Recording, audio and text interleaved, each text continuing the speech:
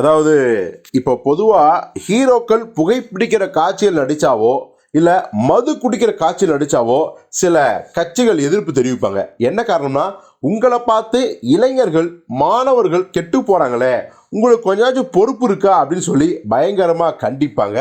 இது super star ரஜினிகாந்துக்கு நடந்திருக்கு, தளபதி விஜய் நடந்திருக்கு, ஏன் நம்ம நடிப்பினாயகன் சூர்யாவுக்கு கூட பார்த்தீங்கன்னா நடந்திருக்கு. இதை மற்ற கட்சிக்காரர்கள் சொன்னால் பரவாயில்ல, அவருடைய மனைவியும் நடிகையுமான ஜோதிகாவே சொல்லியிருந்தாங்க. எதை பார்த்து அப்படின்னா, லோகேஷ் கனகராஜ் இயக்கத்தில் நம்ம உலகநாயகன் கமலஹாசன் நடித்த விக்ரம் 2 படத்தில் மெயின் வில்லனா ரோலக்ஸுங்கிற கேரக்டரில் நம்ம சூர்யா நடிச்சிருந்தார். கடைசியாக ஒரு 5 நிமிஷம் ஒட்டுமொத்த படத்தையுமே தூக்கி சாப்பிட்டு போயிடுவார்.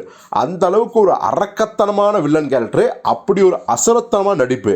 ஸோ அதில் தான் பார்த்தீங்கன்னா ஸ்மோக் பண்ணிட்டு ரொம்ப கெத்தா, அதே சமயத்தில் அங்கேயே ஒரு கொலை பண்ணி கைகள் முழுக்க சட்டை முழுக்க ரத்தக்கரை படிந்த அந்த சூர்யாவை பார்க்கும்போது எல்லாருக்குமே கொஞ்சம் பயமாக தான் இருந்துச்சு. இதை நம்ம ஜோதிகார்கள் குறிப்பிட்டு, சூர்யா இந்த கேரக்டரில் நடிச்சல எனக்கு துளியும் பிடிக்கவே இல்லை, எப்படி சிகரெட் பிடிச்சிக்கிட்டு இப்படி ஒரு மர்டர் பண்ணுற மாதிரியான வில்லத்தனமான கேரக்டரில் அவர் நடிக்கக்கூடாது அப்படின்னு அப்போவே கோச்சிருந்தாங்க. இப்போது அப்படிப்பட்ட ஜோதிகா பார்த்தீங்கன்னா இன்னைக்கு மிகப்பெரிய அதிர்ச்சியை கொடுத்துருக்காங்க. என்ன அதிர்ச்சினா, இப்போ ஜோதிகா ஏற்கனவே சில படங்கள் ஹிந்தியில் நடித்தாங்க. சைத்தான் அப்படிங்கிற படம்.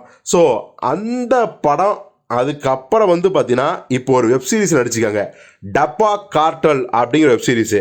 சரி, அதுக்கு என்ன இப்போ அப்படின்னா, அந்த வெப்சீரிஸில் பார்த்தீங்கன்னா ஜோதிகாவே புகைப்பிடிக்கிற காட்சியில் நடிச்சிருக்காங்க. அந்த ஃபோட்டோஸ் வெளியாகி பயங்கர வைரலாக இருக்குது.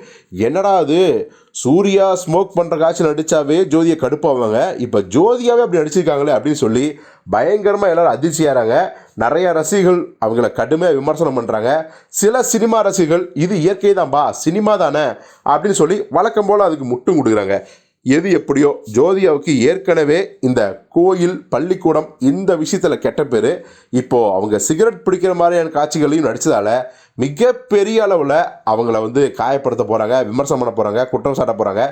என்ன நடக்குது அப்படிங்கிறத பொறுத்திருந்து பார்ப்போம்.